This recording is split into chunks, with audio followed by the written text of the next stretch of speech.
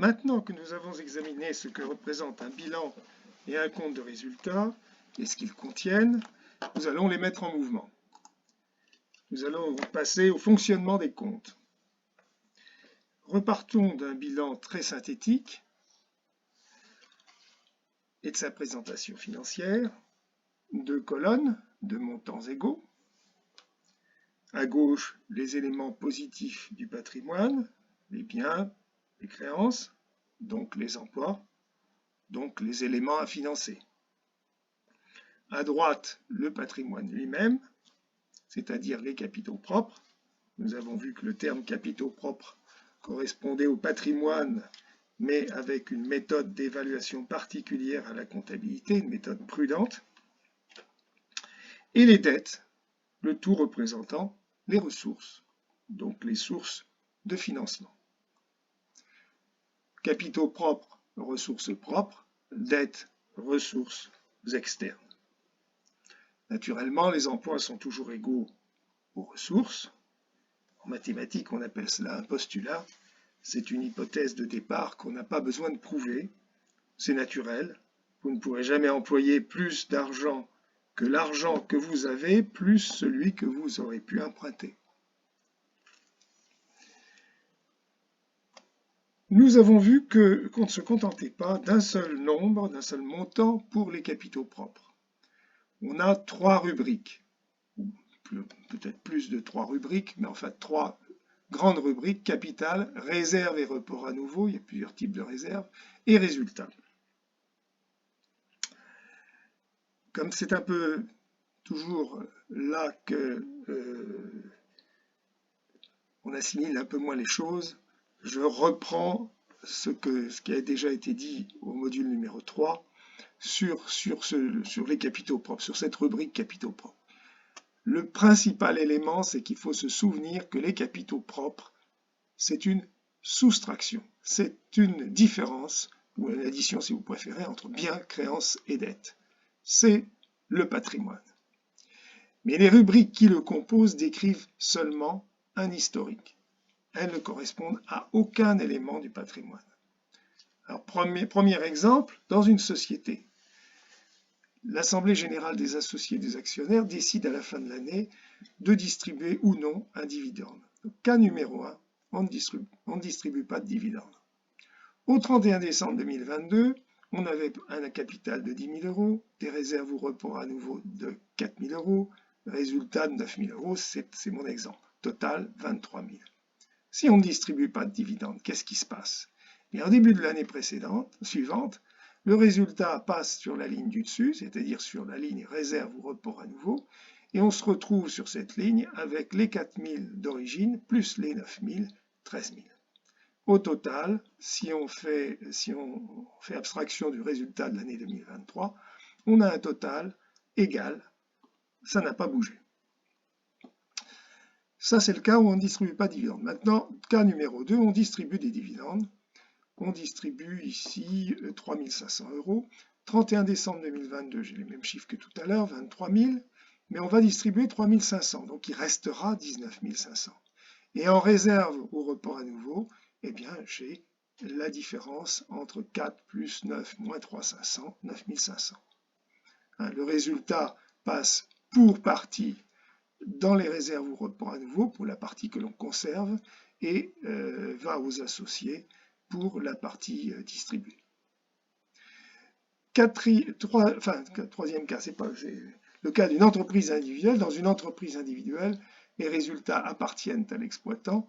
Donc du coup, la distribution possible, c'est la trésorerie qui la dicte. Tout est possible juridiquement. Après, c'est une question de possibilités financières. Ici, donc, je n'ai plus de réserve report à nouveau, puisque c'est une ligne propre aux sociétés.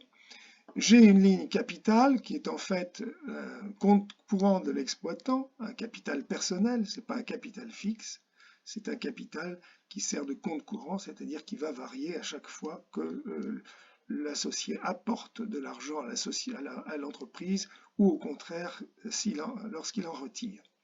Donc au 31 décembre 2022, mon exemple, c'est un capital de 5 680 €. compte courant de l'exploitant de 5 680 et un résultat de 9 000 euros. Total 14 680. Ces 14 680, c'est donc le capital début d'exercice, le résultat. Et bien sûr, pour ce qui reste au 31 décembre 2023, l'année suivante, eh bien, la différence, ce sont les prélèvements, ce sont les sommes que l'exploitant a retirées de l'entreprise. Et on voit par différence, c'est la seule façon de le voir, par différence, on voit qu'il a retiré 2140 euros. Dans l'année, il a pu apporter des sommes et en retirer, mais le total des retraits est supérieur au total des apports de 2140 euros. Il ne faut pas perdre de vue que pour une entreprise individuelle, la rémunération de l'exploitant, c'est son bénéfice et non une charge de l'entreprise. La rémunération d'un gérant de société se retrouve dans les charges de personnel, donc est soustrait du résultat. Revenons au schéma précédent. Donc ces trois rubriques, nous avons vu que, sauf apport ou retrait de l'exploitant individuel ou des associés, la variation des capitaux propres ne provient que du résultat. Le résultat d'une période, c'est la variation du patrimoine entre le début et la fin de cette période, si on fait abstraction des interactions avec l'exploitant individuel ou les associés. Il est donc normal qu'on ne se contente pas de constater une seule ligne résultat en fin de période, mais qu'on cherche à connaître la composition, l'origine de ce résultat, comment on a fait pour l'obtenir. Et pour cela, il faut le décomposer en produits et charges, comme vous avez vu que nous le faisons dans le compte de résultat.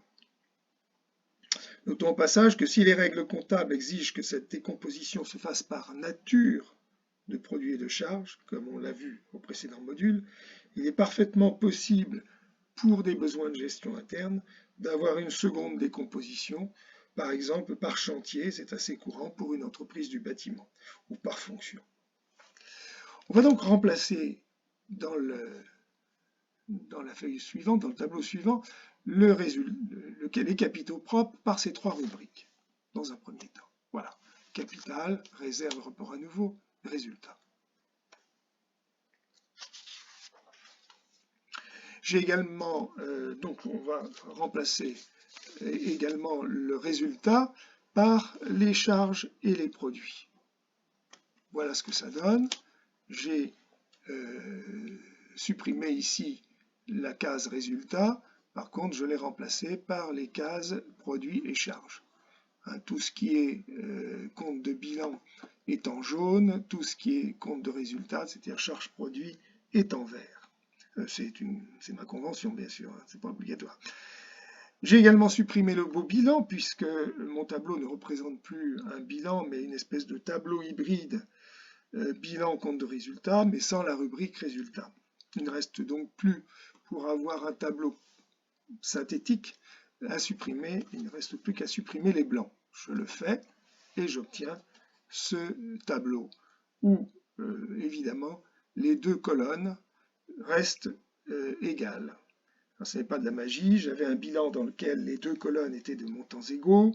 Je me suis contenté de remplacer une ligne, le résultat, par sa décomposition. J'ai donc toujours deux colonnes de montants égaux.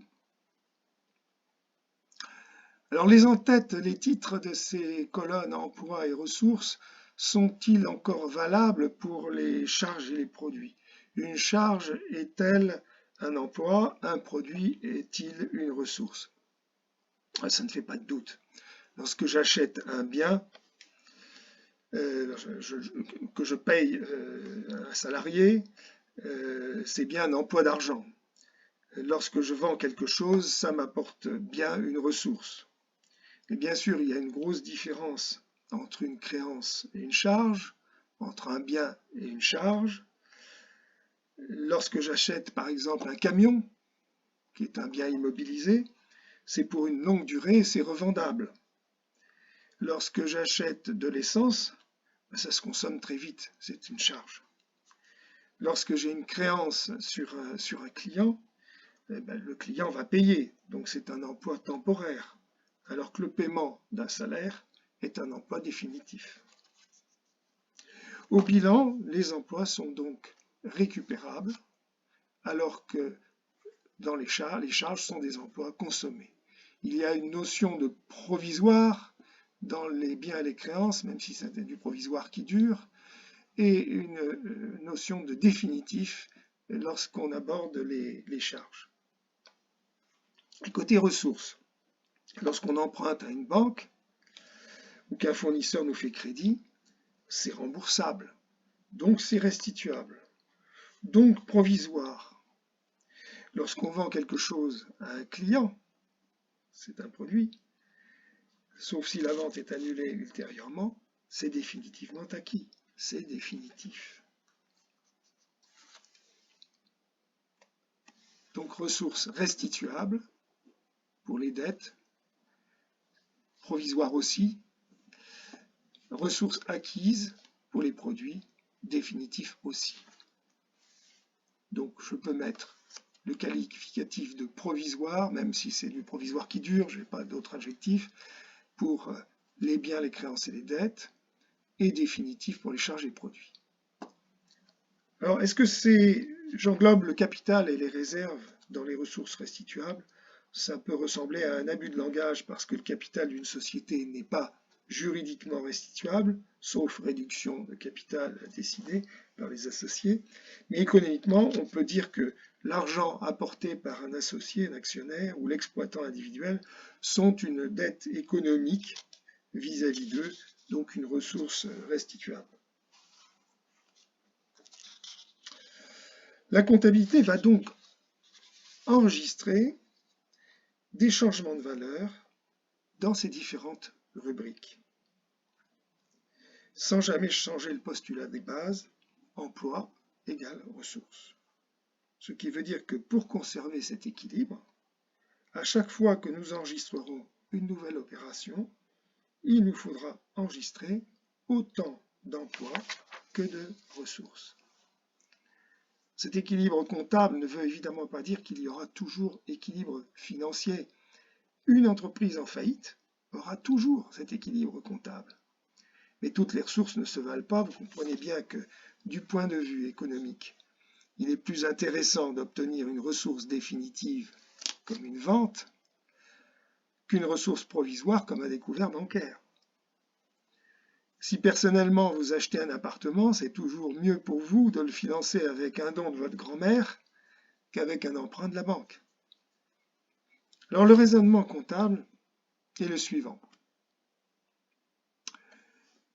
Tout emploi provient d'une ou plusieurs ressources de même montant et toute ressource crée ou plusieurs emplois de même montant. Bon, le tableau est peut-être un petit peu rébarbatif, mais vous verrez que dans la pratique, c'est assez simple. C'est assez automatique. Il y a très peu d'opérations qui vous poseront réellement des problèmes. Côté ressources, pour répondre à la question, pour trouver quels sont les montants qui viennent en ressources, il faut se poser la question d'où, de qui, de quelle opération proviennent les fonds. Et pour trouver quels sont les emplois, la bonne question c'est où, à qui, à quelle opération sont-ils destinés. Alors naturellement, quand les fonds circulent, c'est-à-dire quand il y a un paiement ou une recette, un encaissement, c'est plus facile que lorsqu'il n'y en a pas. Mais toutes les opérations ne s'accompagnent pas, toutes les opérations économiques ne s'accompagnent pas de paiement immédiat. Donc les ressources, c'est un peu l'origine des opérations. Les emplois, c'est la destination. D'où ça vient, de quelle opération, de quelle personne, et où ça va, à qui ou à quoi est-ce destiné. Dans le bilan, donc, ce sont des ressources restituables, provisoires, et on verra que les ressources, ça peut être une nouvelle ressource ou l'utilisation d'un précédent emploi. Lorsque vous avez de l'argent en banque, c'est un emploi, mais bien entendu, ça peut devenir une nouvelle ressource. C'est pas fait pour être regardé, c'est fait pour servir à être recyclé et servir de nouvelles ressources à un nouvel emploi.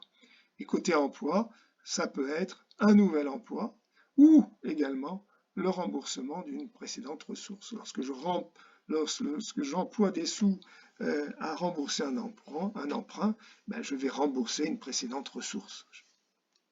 Et le compte de résultat, des ressources acquises, des emplois consommés. Voilà. Je reviens à mon schéma précédent. Alors pour travailler sur ces emplois et ces ressources, pour toutes ces rubriques, ben, il vaut mieux évidemment en avoir le détail pour que ce soit plus parlant que de raisonner de la façon générale, bien créance, dette, charge produit. Bien créance, dette, charge produit, c'est le plan de bataille. Il faut y mettre maintenant des rubriques derrière. Pour y mettre des rubriques, ben, reprenons tout simplement les rubriques du bilan et du compte de résultat que nous avons vus dans le précédent module. On rappelle le bilan et le compte de résultat. Je vais faire disparaître de ce tableau-là tout ce qui est totaux, etc. Et ça va nous donner ceci. Je reprends dans ce tableau le bilan et le compte de résultat, avec en jaune tout ce qui est du bilan, c'est-à-dire les emplois récupérables, les ressources restituables, et en vert, c'est pour mieux s'y retrouver, les emplois consommés et les ressources acquises. Alors ce document ressemble en fait à ce qu'on appelle une balance. Nous allons le voir tout à l'heure, mais ce n'en est pas une, ne brûlons pas les étapes. Nous allons donc voir quelles incidences ont les différentes opérations d'une entreprise sur les différents postes du bilan et du compte de résultat que nous voyons là. On va faire un exemple. À gauche, j'ai tracé un tableau qu'on peut assimiler à un journal. Je l'ai mis entre guillemets parce que ce n'est pas tout à fait un journal, il ne respecte pas la forme. Je n'ai pas mis de date, je n'ai pas mis de... j'ai synthétisé notre journal en très peu de colonnes. Et je vais chercher dans ce journal quels sont les emplois et les ressources de chaque opération.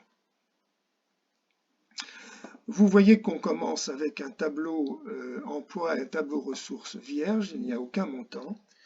Ça, c'est le signe, ça n'arrive qu'une seule fois dans la vie d'une entreprise, c'est tout simplement avant qu'elle naisse. Elle n'a rien parce qu'on n'a pas commencé l'activité, tout est à zéro. Première opération, en général, on lui apporte un peu de sous pour commencer. Pour une société, ça s'appelle le capital, c'est l'apport du capital.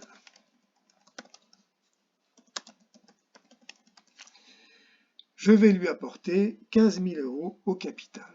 En ressources, 15 000 € et en emploi, 15 000 €. Quelles sont ces ressources? Qu'est-ce que je vais noter comme ressources? D'où viennent ces 15 000 €? Ils viennent des associés. Les associés, c'est quoi? C'est le capital. Donc le capital. Et qu'est-ce que je fais de ces 15 000 €? Ben, ils vont en banque, à la banque. C'est mon emploi, 15 000. Donc, dans mon tableau de droite, je vais indiquer ces 15 000 € au capital. Alors, vous voyez que mon total d'emploi et mon total de ressources se remplissent d'eux-mêmes. Et là, j'ai un écart de 15 000 € parce que, évidemment, il manque l'emploi que je vais noter en disponibilité, puisque la banque, c'est dans les disponibilités. Voilà, 15 000, 15 000. Et j'ai bien toujours autant d'emplois que de ressources. Ça va être une répétition sans fin. Deuxième opération,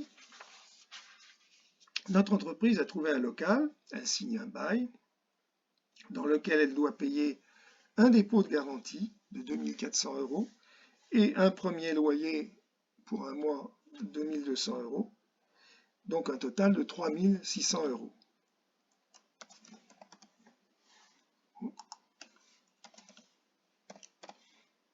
Ressources, d'où viennent les 3 600 €? Ben, ils sortent naturellement de la banque. Et où vont-ils? Eh bien, le dépôt de garantie, évidemment, je le récupérerai quand je romprai le bail, lorsque je sortirai des locaux. Donc ce n'est pas un emploi définitif, c'est un emploi récupérable, même si c'est dans un temps, dans un délai relativement long. Dépôt de garantie. 2400 €.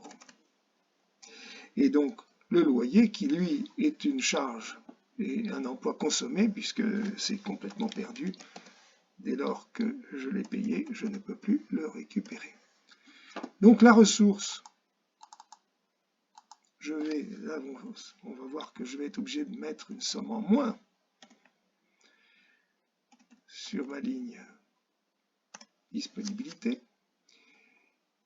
Le dépôt de garantie, c'est immobilisé, c'est une immobilisation, c'est ni incorporel ni corporel, c'est financier. 2400 €. Et le loyer, si vous cherchez quelque chose qui match, ce sont les autres charges externes qui vont rassembler, évidemment, sur une même ligne, énormément de choses différentes. Troisième opération, j'achète des marchandises. Enfin, c'est pas moi, c'est l'entreprise. Achat de marchandises. Le fournisseur nous fait déjà crédit. On a déjà la confiance du fournisseur. Ressources. Aucun fonds ne circule. Qu'est-ce que j'ai fait? Aucun fonds ne circule. Mais il y a quand même une ressource. Et la ressource, c'est le fournisseur qui nous l'accorde. Il nous livre sans nous faire payer. Il nous fait crédit. Fournisseur pour 6100 €. Et à quoi sont affectés ces 6100 €? Alors, si vous regardez bien tout ce qui est possible dans les emplois, vous avez deux réponses possibles. Si vous me répondez stock de marchandises, ben, je dirais que c'est vous qui avez raison sur le plan théorique. Parce qu'effectivement, j'achète ces marchandises, mais elles ne sont pas consommées, elles sont récupérables tant que je ne les ai pas utilisées. Oui, mais il y a un problème pratique en comptabilité. C'est que si je fais ça, à chaque fois que je vais vendre une marchandise, 100 € de marchandise, il va falloir que je mette à jour ce stock, plutôt que je le corrige. C'est-à-dire que j'enlève du stock récupérable, de l'emploi récupérable, pour le mettre en emploi consommé. Donc en pratique, on ne fait jamais ça. Systématiquement, quand on achète une marchandise, bien qu'elle ne soit pas consommée immédiatement, elle va aller dans les achats de marchandises consommées. Et ressources, donc on a dit, dette fournisseur. Donc ici, achat de marchandises.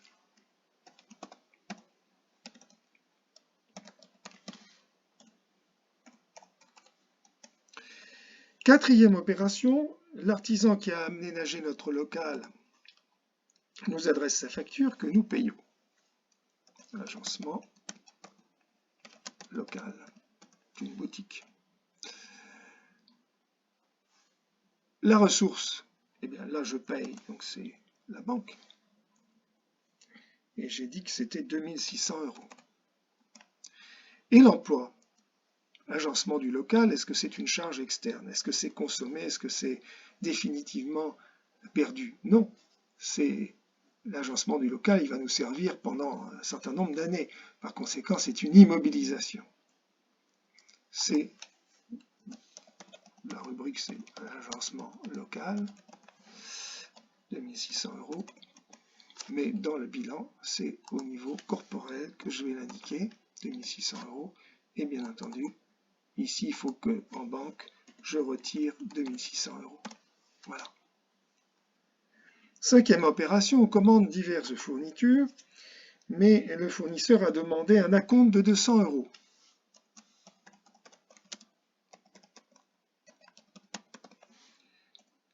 Quelle est la ressource? Là, en l'occurrence, je paye l'acompte, donc c'est bien de la banque que cela vient. Et à quoi cela est-il affecté? Est-ce un emploi consommé? Ma foi, non. Je n'ai rien reçu. Je n'ai pas reçu la marchandise pour l'instant.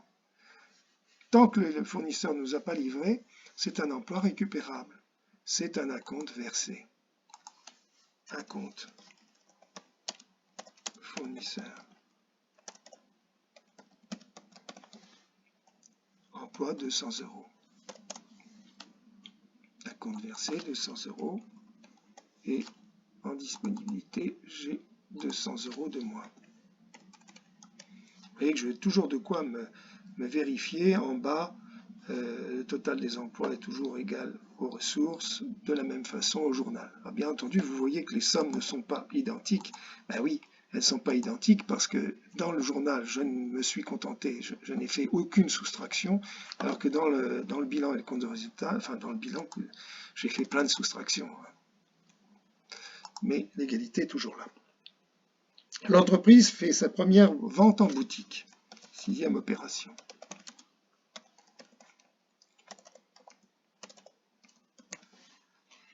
Elle fait une vente payée par carte bancaire pour 180 €.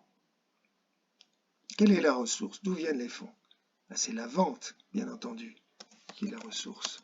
Et c'est une ressource définitivement acquise, pour autant que le client ne nous retourne pas la marchandise, mais normalement, ce n'est pas fait pour ça. Et donc, l'emploi, je le mets en banque.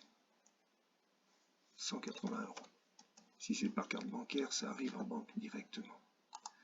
180 €. Et ici, 180 € en banque en plus. Voilà. 7e opération, encore une fois une vente, mais cette fois-ci une vente à crédit à un professionnel à qui je fais déjà crédit. On lui accorde donc un délai de paiement. La vente, c'est toujours une vente, ça ne change pas, 650 €. Et par contre, ça ne rentre pas encore en banque. L'emploi, j'emploie ces 650 € à faire crédit à mon client. C'est un emploi récupérable. Enfin, j'espère que c'est un emploi récupérable. Client, 650. Donc, vente de marchandises. Ici, il faut que je rajoute mes 650 aux 680. Et en créance client, 650. Voilà. 8e opération, on règle le fournisseur de la 3e opération, l'achat de marchandises que nous avons fait ici. Donc, règlement du fournisseur. Ressources, banque. C'était 6100 €.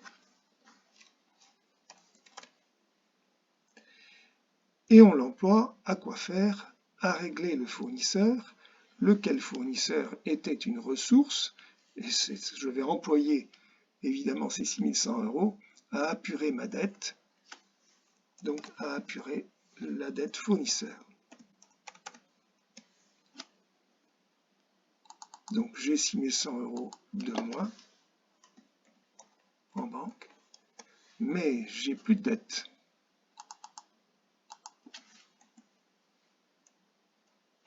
Bon, 6100. Bon, 0. Et vase communicant. 9e opération, le client de la 6e opération m'a retourné un produit qui lui avait été livré et je dois lui faire un avoir de 80. Avoir client.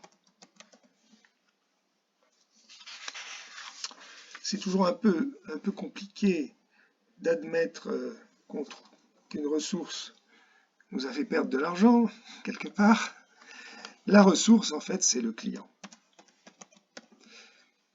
Là, en l'occurrence, il nous restitue une marchandise. On peut admettre que c'est bien une ressource, mais on va voir tout à l'heure que lorsque ce sera un impayé, ce sera aussi quelque part une ressource. C'est pas une ressource, c'est une diminution d'emploi en quelque sorte. Donc 80, et évidemment l'emploi, c'est la réduction, la diminution de la vente de marchandises. Je diminue ma ressource précédente. Donc ici, je fais moins 80 au client, il me doit 80 de moins, et j'ai du chiffre d'affaires en moins, 80 en moins. La 10e opération, finalement, ce client s'avère défaillant. Et je suis sûr que ne pas pouvoir me faire payer, par conséquent, perte, créance client. Là aussi, c'est une diminution d'emploi que j'estimais récupérable. Ah non, j'en ai sauté une d'opération.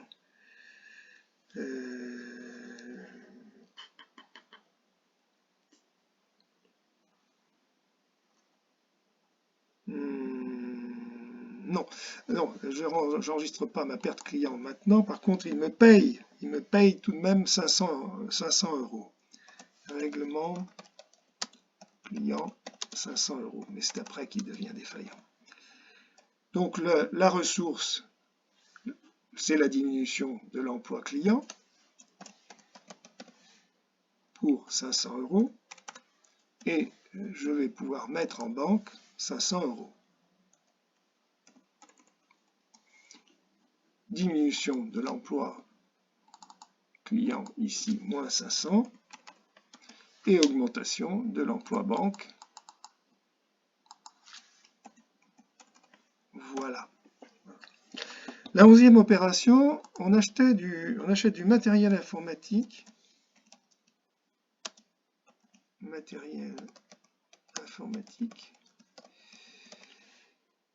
Avec un crédit de la banque de 1200 euros.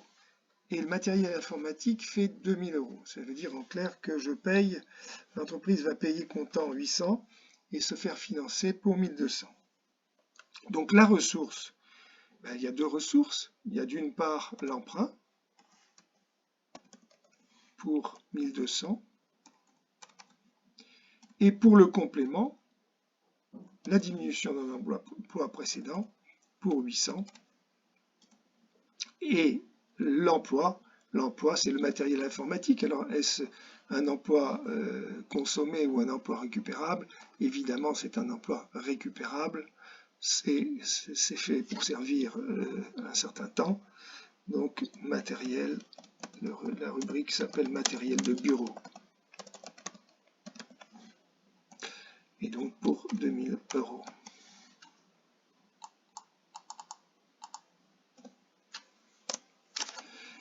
Donc l'emprunt, le voilà, 1200 euros. La banque, ici en moins, 800 euros. Et en immobilisation corporelle, je vais avoir 2000 euros qui s'ajoutent aux 2600. Voilà. 12e opération, la facture d'EDF. Première facture d'EDF qui nous est prélevée. Donc la ressource, c'est la banque, bien sûr. Quel que soit le mode de paiement, ça sort de la banque. C'est une diminution d'emploi, 125. Et l'emploi. L'emploi, est-ce un emploi récupérable ou un emploi consommé? La réponse est évidente, c'est un emploi consommé. Le compte, ça va être le compte électricité, mais ici, ce compte électricité, il est dans une rubrique plus large que sont les charges externes. Il va aller avec le loyer, plus 125. Et ici, en banque, moins 125. Voilà. Toujours bien, les emplois sont toujours bien égaux aux ressources. Alors c'est là, en 13e opération, ah oui, en 13e opération, j'ai le règlement de la première échéance d'emprunt.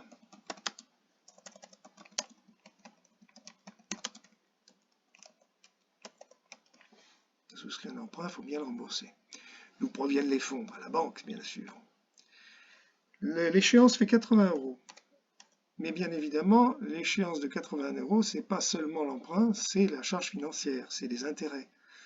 Donc en emprunt, le capital, ce qu'on appelle le capital emprunté, va diminuer de 75 et la charge financière, les frais financiers, les intérêts si vous voulez, sont de 5. Donc ressources 80 en moins. Voilà. L'emprunt, 75 en moins. Et les charges financières pour 5. Voilà. Et c'est à la 14e opération que je constate l'impayé de mon client.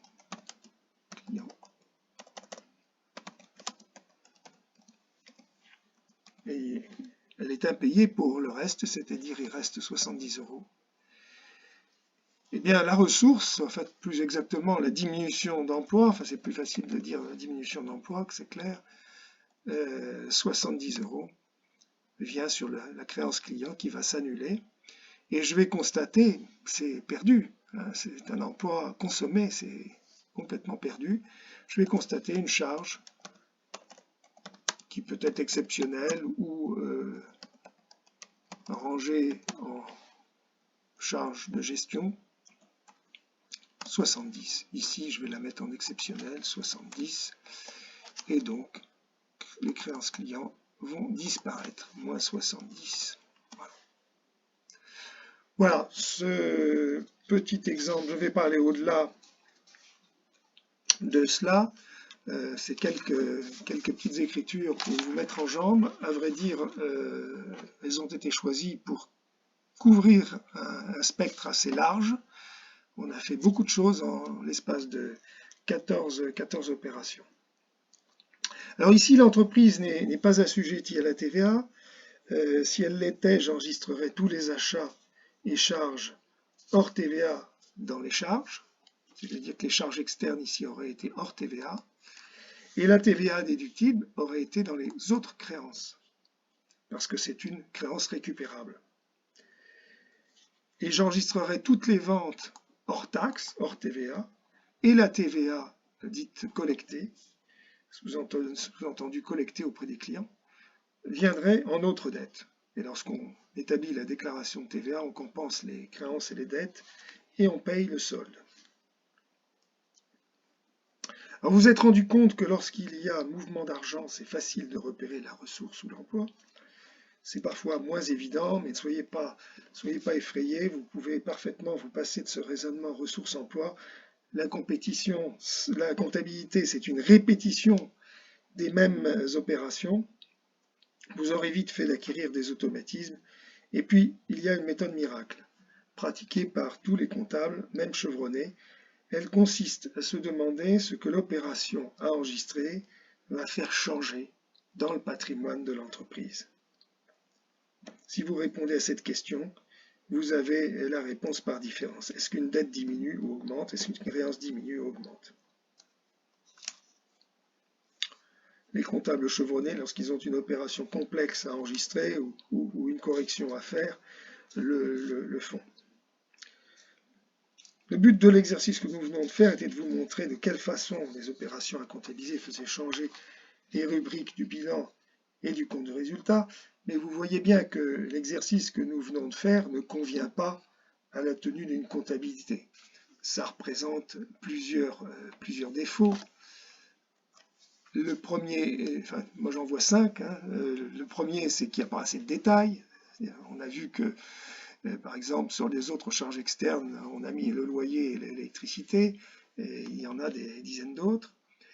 Deuxièmement, certaines rubriques peuvent être alternativement des emplois et des ressources. On ne l'a pas vu dans notre exemple, mais on aurait très bien pu voir les disponibilités passer en dette, c'est-à-dire passer en découvert, le compte devenir en découvert, donc une somme en emploi passant dans la colonne ressources. Troisièmement, c'est assez difficile d'alterner les additions et les soustractions. Et là, c'est ce que nous avons fait. Quatrièmement, il n'y a aucun détail d'opération dans ce tableau-là. Il n'y a aucun descriptif non plus. Alors, on peut remédier partiellement au problème dans un premier temps. en créant une liste plus détaillée. Faisons-le. Ici, dans cette double colonne, j'ai repris tout ce qui se trouvait dans le bilan et le compte de résultat, mais je l'ai détaillé par rubrique. Bon, capital, emprunt, ça n'a pas changé. Par contre, vous voyez, les immobilisations corporelles de 4 600 €, j'ai mis 2 lignes, agencement et matériel de bureau. En fait, j'ai mis dans cette liste ce qu'on appelle des comptes, avec un intitulé de compte. L'intitulé du compte, c'est le nom du compte. Les fournisseurs, évidemment, je peux mettre, si j'en ai 15, je vais mettre 15 lignes. Pareil pour les clients. La banque, si j'en ai 2, j'aurai 2 lignes. Et bien sûr, si j'ai une caisse, je vais mettre une ligne caisse indépendante de la ligne banque. Et puis on a vu que pour la rubrique autres charges externes, dans notre exemple, il y avait au moins 2 comptes, électricité et loyer. Donc ce tableau ici, avec 2 colonnes emploi et ressources toujours, me permet d'avoir plus de détails. Bon, par contre, on a toujours un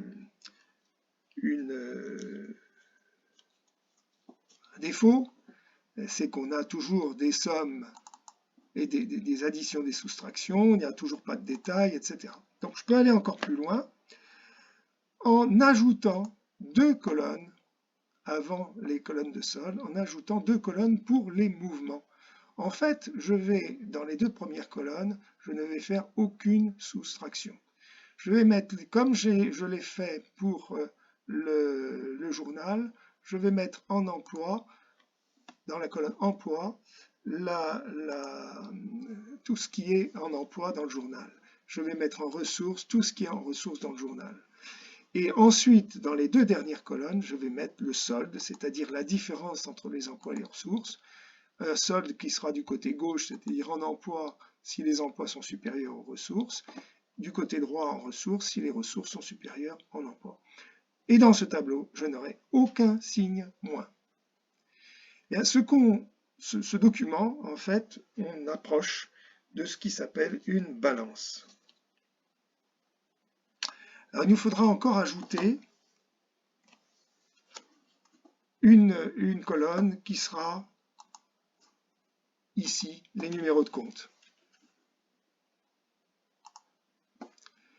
Les numéros de compte et sachant que la liste des comptes me donne aussi quelque chose dont vous avez entendu parler, le plan comptable de l'entreprise, c'est-à-dire la liste des comptes dont elle se sert.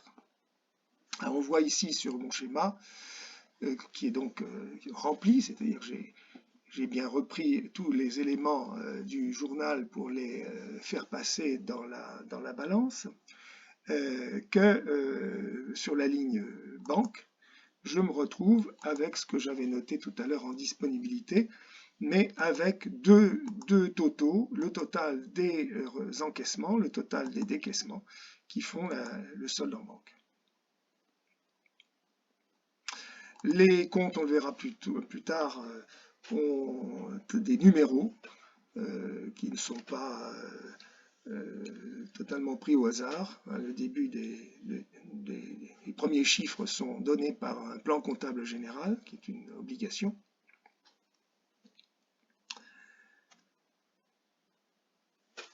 Il restait quand même encore une petite chose à changer pour arriver à une balance, c'est les termes emploi et ressources, qui ne se trouvent pas dans une balance, que vous n'allez d'ailleurs trouver nulle part. En fait, les termes emploi et ressources en comptabilité s'appellent débit et crédit. On dit qu'un compte est débiteur lorsque son solde est au débit, comme les agencements ici. On dit qu'un solde est créditeur lorsque son solde est du côté crédit. Pour comprendre ces termes de débit-crédit, il faut remonter 2000 ans en arrière, à une époque où la comptabilité ne servait qu'à enregistrer des créances et des dettes et non la formation du résultat. En fait, ce sont des termes qui sont évidemment issus de la langue latine à une époque où la comptabilité n'est pas ce qu'elle est aujourd'hui.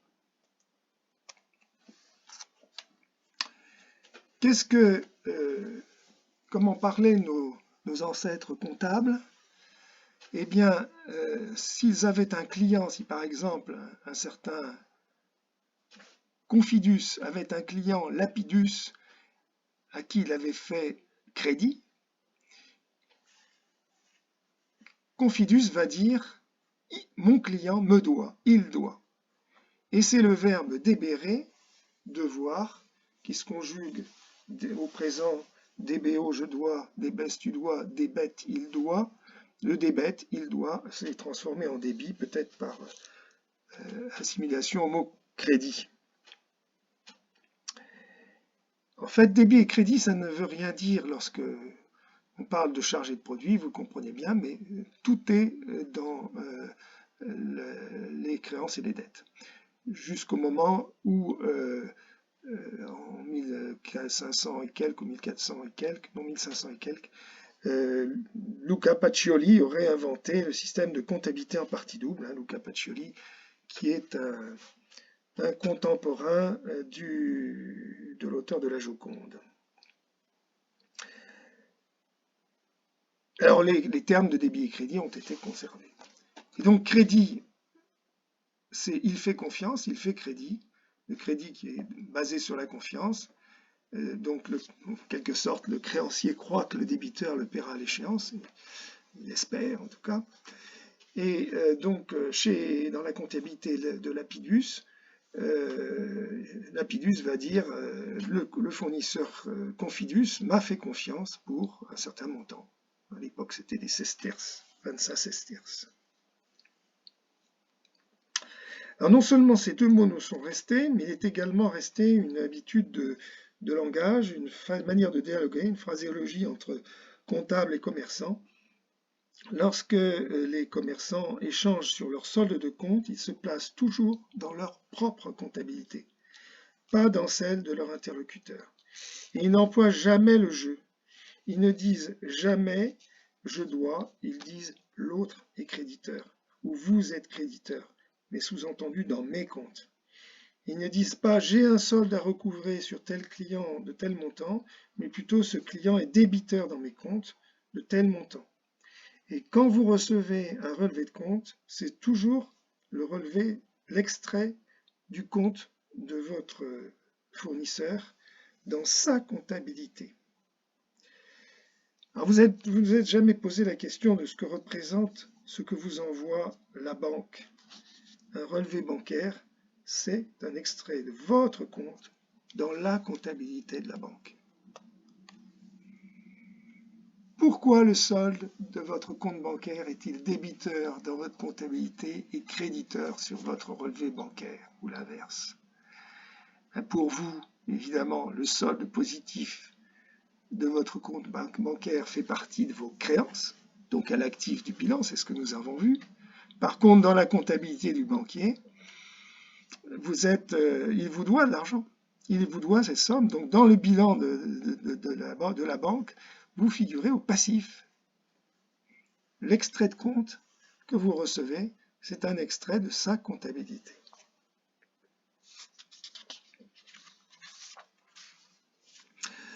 Revenons à notre balance. On voit bien que c'est un document insuffisant parce qu'il ne permet pas de donner le détail des opérations ni la description des opérations. Il a donné plus de détails, il a évité les signes moins, mais il ne présente pas tout ce qu'il nous faut pour comprendre le contenu des comptes. Dans une balance, toutes les opérations sont sur le même compte. Si je reprends la banque, vous voyez que, bien sûr, j'ai fait des additions dans les deux colonnes, donc je n'ai pas le détail. Que pourrait-on faire pour y remédier? Eh bien, on pourrait intercaler une étape supplémentaire entre le journal et la balance. Il faut qu'un compte puisse présenter autant de lignes qu'il y a d'opérations qui le concernent. Donc, essayons de faire ça pour le compte bancaire, qui est le compte, par exemple, le compte le plus mouvementé. Voilà ce que ça donne. J'ai créé un tableau qui s'appelle BNP, qui apporte un numéro, 512 et quelques. Ce tableau comporte une colonne de date, une colonne dans laquelle je vais décrire l'opération, ça s'appelle un libellé, une colonne dans laquelle je vais noter éventuellement une référence à un justificatif, à un document papier ou PDF qui décrit l'opération réalisée, et puis, comme pour tout à l'heure, les mouvements débit, les mouvements crédit et le solde des opérations. On voit qu'ici, j'ai repris ici en coloré, j'ai coloré dans le journal tout ce qui concernait la banque et j'ai reporté tous les éléments concernant la banque dans ce document. Ce document, c'est un compte. Ça s'appelle un compte et l'ensemble des comptes, ça s'appelle le grand livre. Alors c'est encore un terme du passé. Autrefois, les comptes étaient regroupés dans un grand registre que l'on appelait le grand livre, le ledger en anglais. Donc les Anglais ont le même historique que nous, évidemment, pour la comptabilité. À travers cet exemple, nous venons de voir la structure d'une comptabilité. Le journal, le grand livre et la balance. Et derrière, bien sûr, ici donc le grand livre, du grand livre je passe à la balance en recopiant, bien sûr, maintenant avec les moyens informatiques ça se fait tout seul, mais autrefois c'était bien de la recopier, en recopiant la dernière ligne du compte sur la balance. Et puis bien sûr, pour obtenir le bilan, le compte banque va aller dans le compte sur la rubrique disponibilité. Voilà toute la chaîne. La seule chose qui y manque là, c'est les pièces comptables. Nous verrons ça plus tard.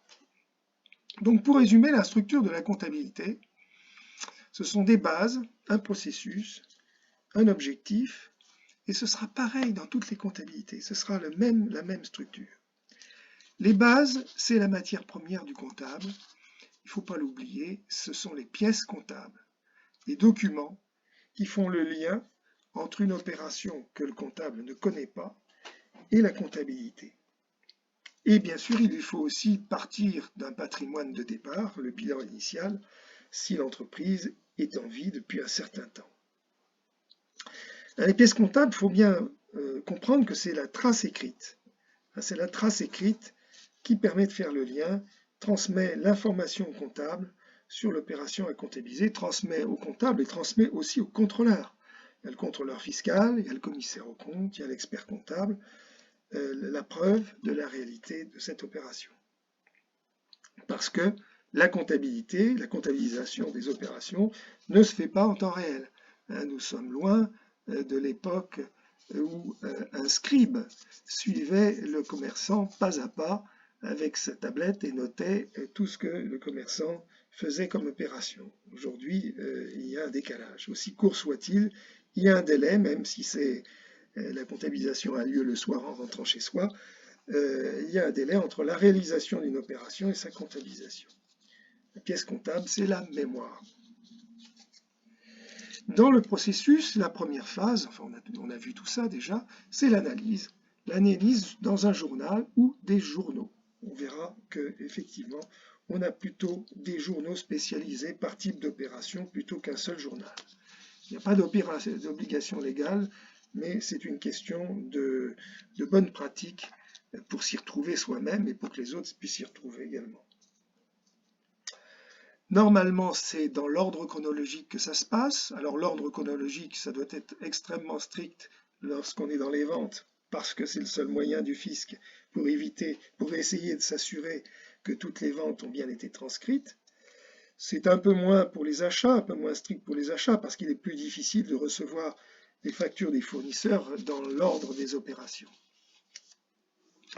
La deuxième opération, c'est le classement par numéro de compte, où on fait du report des journaux dans le grand livre, mais l'ordre des comptes dans le grand livre, c'est un ordre par numéro de compte et non pas un ordre chronologique. Alors lorsqu'on aborde les comptes clients et les comptes fournisseurs, qui sont des comptes en général, qui peuvent être des comptes nombreux, dans certaines organisations, on sépare les comptes clients et les comptes fournisseurs des autres comptes et on les appelle les comptes auxiliaires par rapport aux autres comptes qui s'appellent les comptes généraux. Et enfin, la synthèse, où on résume le grand livre sur un document à raison d'une seule ligne par compte, une seule ligne reprenant les cumuls et les soldes. Et bien sûr, si on a un grand livre général, on aura une balance générale. Si on a un grand livre auxiliaire, on a une balance auxiliaire. La balance, c'est souvent aussi la table des matières du comptable. Avant de regarder un grand livre, quand vous voulez chercher à quel endroit peut se trouver une opération, vous pouvez regarder votre balance.